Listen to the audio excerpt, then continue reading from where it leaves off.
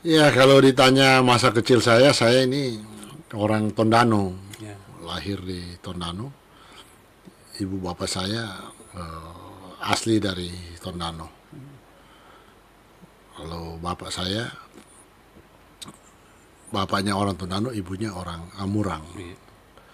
Kalau ibu saya, bapak ibunya orang Tondano. Jadi saya pure murni memang Tondano. putra Tondano. Iya, iya. Saya lahir di Tondano. Sekolah di sana juga. Sekolah 5 September 69 saya lahir di sana.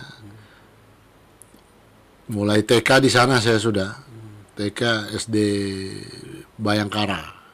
Itu punya polisi Iya. yang sekarang di belakang kantor bupati itu. Oh, iya, iya. SD Bayangkara udah bongkar dulu ada Polres itu. SD saya di SD 4 Tondano. SD 4 Tondano itu konon katanya sekolahnya Ratu Langi. Oh, Sekolahnya Ratu Gubernur Langi, sekolahnya Weli Lasut. sekolah para pemimpin. Ya, Iya, iya, iya. kira-kira begitu. Jadi sekolah iya. dari zaman Belanda. Lulus SD saya 1 tahun di SD Negeri 4 Tondano.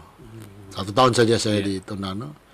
Setelah itu saya ke Jakarta, ke SMP Santa Ursula, Iya. baru ke SMA Canisius di Jakarta, baru saya Kuliah di universitas. kuliah Universitas Indonesia. Jadi singkat kata saya ini tembak langsung Iya, iya. dari Tondano langsung Jakarta, Jakarta. nggak lewat Manado. Iya, iya. Jadi saya teman sekolah di Manado nggak ada, karena nggak ada di Tondano justru karena Teman saya SD SMP ya. SD kelas 1 SMP. Setelah itu saya UI. ke Jakarta ya. UI, ke SMP Santa Ursula itu di Jakarta. Nanti sudah lulus, habis bekerja, baru saya balik ke sini. Dulu cita-citanya apa waktu dulu itu, Pak? Semasa kecil. Dulu di rumah saya, bapak saya itu di rumah saya itu rumah yang sangat terbuka. Keluarga saya keluarga yang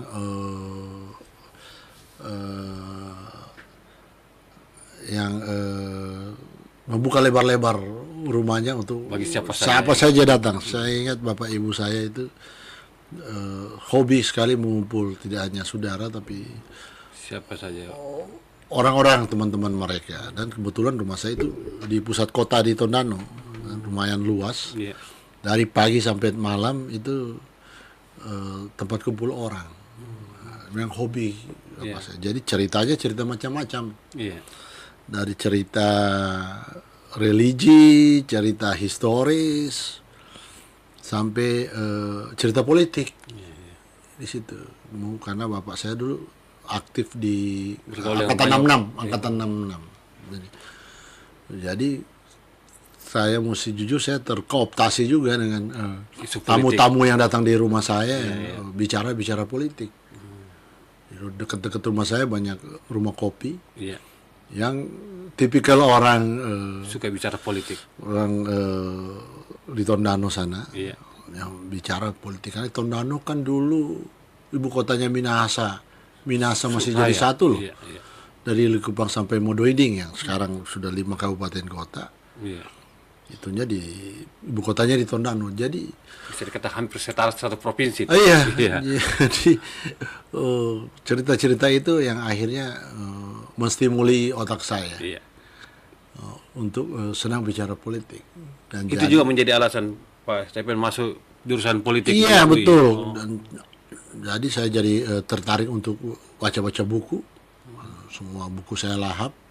Dan dari kecil tujuan, saya mesti kerja sekolah politik. Sekolah Iya, iya, politik dulu ingat saya. Waktu itu tahun-tahun 79 saya sudah melek, saya sudah Politik. lupa itu, sudah tahu lah percerita. Dulu kayak Pak Sekdanya waktu itu Pak Esa Sarundayang, segitu terkenal dia sampai saya kalau ditanya kalau besar mau jadi apa? Jadi sekda. Oh, iya, iya, iya. Cerita-cerita itu. Jadi itulah saya sangat mengagumi masa kecil saya yang boleh bergaul dengan siapa saja, teman-teman bapak saya, sehingga saya punya value, punya mindset jadi seorang politisi. Iya, iya, iya. Dari kecil saya sudah makan sarapan, makan siang sampai Bicara makan politik. malam bicara politik. Iya, iya, iya, iya. Itulah kira-kira background masa kecil saya. Nah, ketika selesai di UI bekerja, terus kapan Pak Stephen terjun di politik praktis? Nah, tahun 97-98 itu Iya. saya sudah didaulat oleh teman-teman di Tondano untuk jadi pengurus partai PDI dulu. Kenapa pilih PDI waktu itu?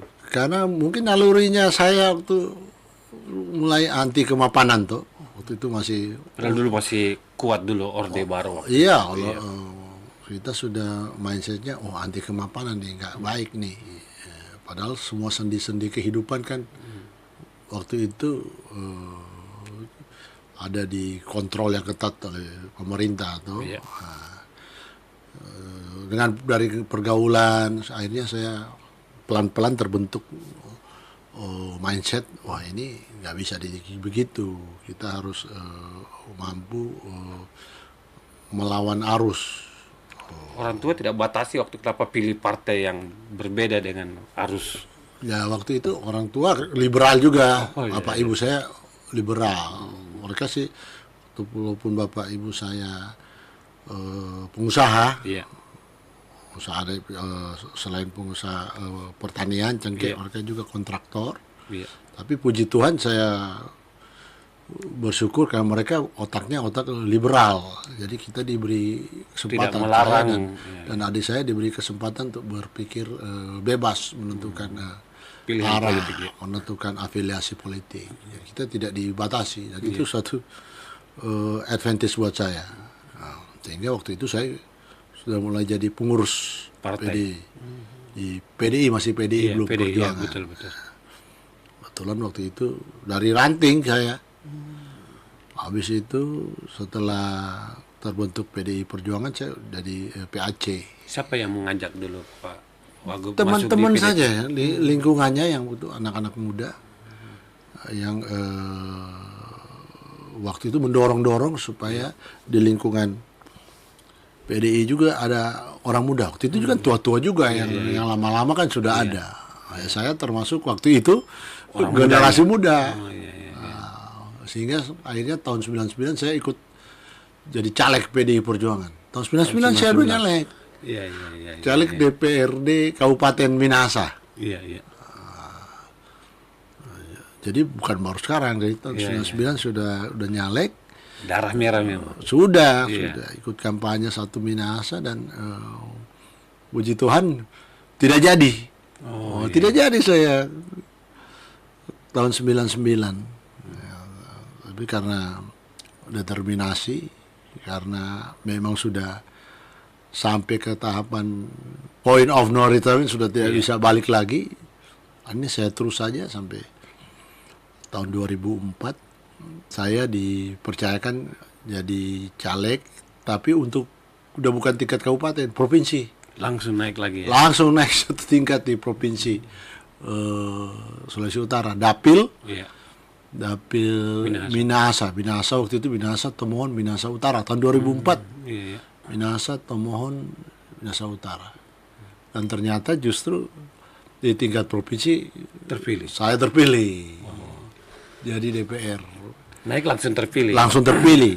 Tapi kan sudah pernah Kalah tidak waktu- terpilih. Iya, pernah tidak terpilih ya. Ya. Itu singkatnya. Baru sebelum tahun 2009 itu, tahun 2007 saya dipercayakan lagi jadi calon wakil bupati. Oh iya, iya. Sudah ada calon wakil bupati dulu. Wakil Bupati Minahasa. Iya, iya. Calon bupatinya Pak Roy Roring. Oh iya, iya. Saya calon wakil bupati. Dan puji Tuhan juga tidak jadi.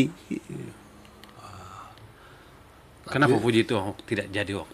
Ada story-nya. Iya, ada story-nya. Iya. Tidak jadi karena ini memang rencana Tuhan juga, mungkin rencana perjalanan politik saya juga diatur Tuhan.